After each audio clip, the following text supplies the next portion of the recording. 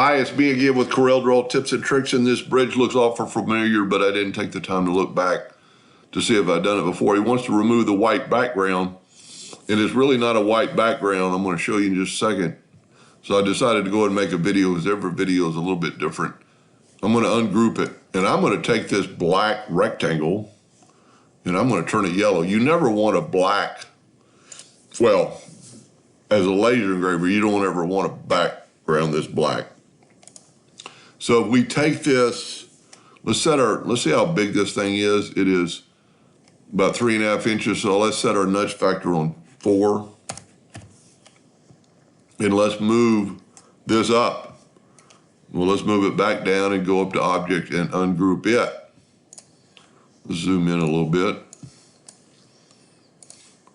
And now let's grab that maroon looking thing. And you can see you've got basically you have a red background with white on top of it.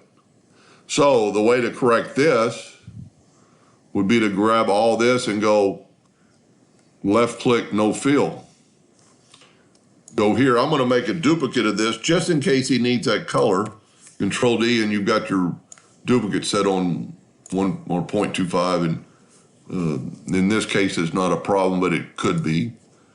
Then I'm going to take that shape and I'm going to left click, and I got my outline. Then I can just move it back. And now I can fill in the bridge, and as an engraver, we would fill it in with black. And there you go, the white background's gone. Now, if you wanted to make it that color, use your color eyedropper and sample that and pour it into that spot, and now you have that bridge back. Just in case you're printing this or something other than lasering engraving. Anyway, that's how I would do it. I hope that helped a little bit. Thank you for watching.